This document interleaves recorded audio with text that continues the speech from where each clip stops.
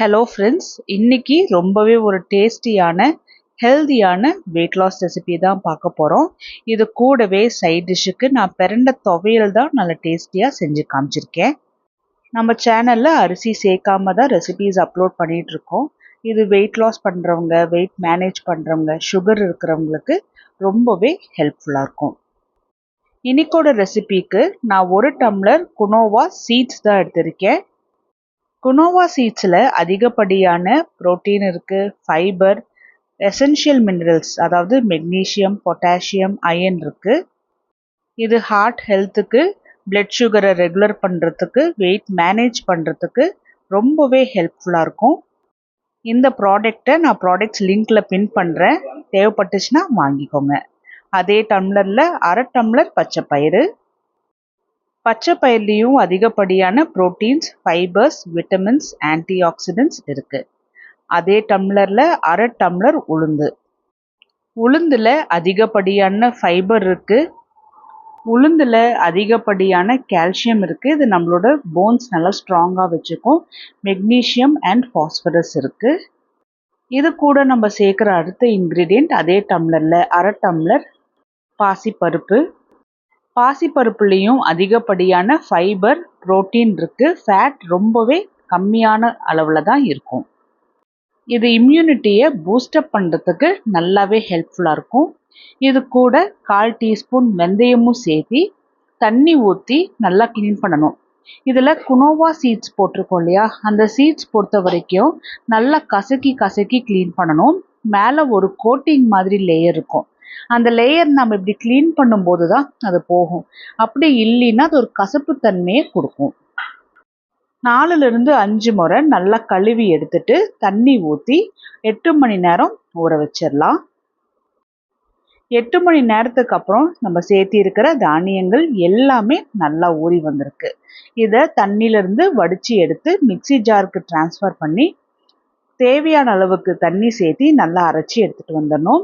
ரொம்ப தண்ணி சேர்த்தக்கூடாது, கொஞ்சமாக தண்ணி தான் சேர்த்தணும். தானிய வகையை பொறுத்த வரைக்கும் எப்போவுமே தண்ணி கொஞ்சம் கம்மியாக இருந்தால் தான் நல்ல இட்லி சாஃப்டாக புசு புசுன்னு வரும். மாவில் தேவையான அளவுக்கு உப்பு சேர்த்தி நல்லா கை வச்சு கலந்துட்டுக்கணும். எனக்கு அப்படியே கலந்துடவே ரொம்ப ஆசையாக இருந்தது, ஏன்னா ரொம்ப சாஃப்டாக ப்ளஃபியாக இருந்துச்சு இந்த மாவு. இதை நல்லா கையை வச்சு கலந்துட்டோம் அப்படின்னா நல்லா புளிச்சு வரும். ஒரு 8 மணி நேரம் புளிக்கிறதுக்கு விட்டுடலாம். சைட் டிஷ்ஷுக்காக ரொம்பவே ஹெல்தியான பிரண்ட துவையல் தான் ரெடி பண்ண போகிறோம். கடாயில் ஒரு 1.5 டேபிள் ஸ்பூன் நல்லெண்ணெய் ஊற்றி எண்ணெய் நல்லா சூடானதுக்கப்புறம் சிம்மில் வச்சு 4 வரமிளகா, 1.5 டேபிள் ஸ்பூன் உளுந்தும் சேர்த்தி மிதமான சூட்டில் நல்லா வறுக்கணும். வரமிளகாவும் உளுந்தும் கொஞ்சமாக வறுபட்டதுக்கு அப்புறமா ஒரு 5 பல்லு பூண்டும் சேர்த்தி வறுத்தெடுத்துக்கணும். பூண்டுமே ஒரு 50% வறுபட்டுட்டு, அப்படின்னா நம்ம சேர்த்துற ஒவ்வொரு இன்க்ரீடியண்ட்டுமே கொஞ்சம் கொஞ்சமாக வறுபட்டு அடுத்த இன்க்ரீடியன்ட் நம்ம சேர்த்துவோம். அது போல் வறுத்து எடுத்துக்கோங்க. இதில் ஒரு கை நடிச்ச கருவேப்பிலையும் போட்டு, கருவேப்பிலை நல்லா மொறுன்னு ஆகணும். உளுந்து பார்த்திங்களா நல்லா லைட்டாக ப்ரௌன் கலரில் ஆயிருக்கு. இது வரைக்கும் நல்லா வறுத்து எடுத்துட்டு ஒரு 2 துண்டு தேங்காய் நான் சின்னதாக கட் பண்ணி போட்டிருக்கேன். நீங்கள் துருவி சேர்த்துறதுனாலும் சேர்த்திக்கலாம். தேங்காவையும் மீடியம் டு ஹை ஃப்ளேமில் வச்சு நல்லா வறுத்து எடுத்துக்கணும். கையை வச்சு கலந்துட்டுக்கிட்டே இருக்கணுங்கிற அவசியம் இல்லை. அப்பப்போ கலந்துட்டு கருகாமல் நல்லா லைட்டாக ப்ரௌன் கலர் ஆகிற வரைக்கும் நல்லா வறுத்து எடுத்துட்டு சூட்டோடவே நான் மிக்சி ஜாருக்கு டிரான்ஸ்ஃபர் பண்ணிக்கிறேன். பாருங்கள், எண்ணெய் அப்படியே விட்டுட்டு நான் எண்ணெயிலேருந்து வடித்து தான் எடுக்கிறேன். அந்த மீதி உள்ள எண்ணெயில் நான் பிரண்ட ஒரு கட்டு வாங்கிட்டு வந்தேன். கையில் நல்லெண்ணெயை தடவிட்டு பிரண்டையை நல்லா இப்படி க்ளீன் பண்ணி எடுத்துட்டு நான் வாஷ் பண்ணி வச்சுருக்கேன். இது எண்ணெயில் போட்டு மீடியம் டு ஹை ஃப்ளேமில் வச்சு நல்லா வறுத்தது போல் எடுத்துக்கணும். மிக்சி ஜாரில் இருக்கிற இன்க்ரீடியன்ட்ஸ் கூட கொஞ்சமாக புளி சேர்த்திக்கணும்.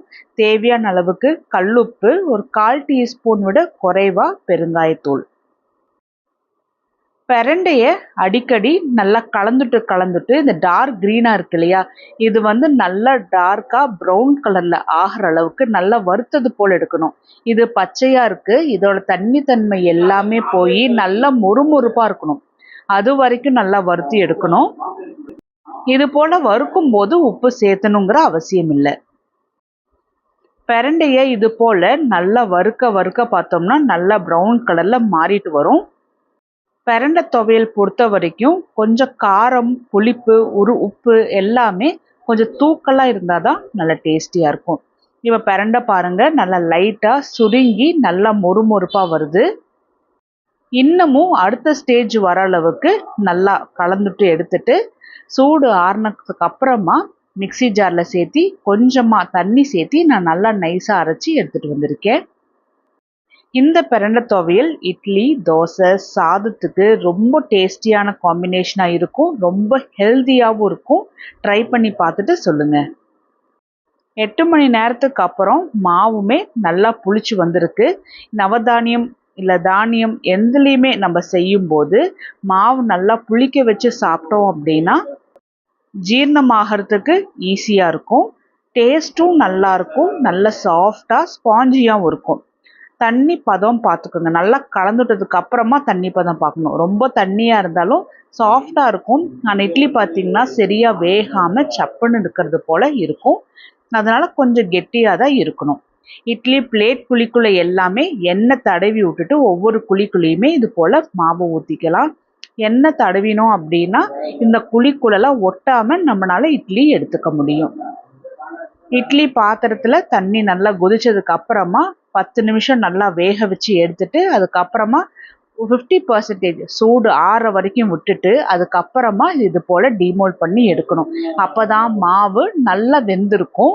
அரைவேக்காட்டோட இட்லி எடுக்கக்கூடாது. உள்ளெல்லாம் மாவு போல் இருக்கும். நான் இந்த இட்லி செய்யறதுக்கு உண்டான இன்க்ரீடியன்ட்ஸ் எந்த ரேஷியோவில் நான் எடுத்திருக்கேன் எல்லாமே உங்களுக்கு டிஸ்கிரிப்ஷனில் நான் உங்களுக்கு போடுறேன். ஈஸியாக இருக்கும் செய்யறதுக்கு. இட்லி நான் உங்களுக்கு ஒன்று பிச்சு காமிக்கிறேன் பாருங்கள் எந்த அளவுக்கு நல்லா பர்ஃபெக்டாக வெந்து வந்திருக்குன்னு.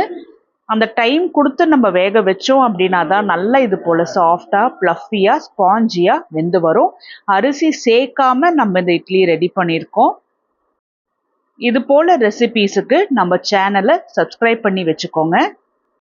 டெய்லி நான் போடுற ரெசிபீஸ் உடனுக்குடனே நோட்டிஃபிகேஷன் வர சப்ஸ்கிரைப் பண்ணி வச்சுட்டு பெல் ஐக்கானும் ப்ரெஸ் பண்ணிக்கோங்க.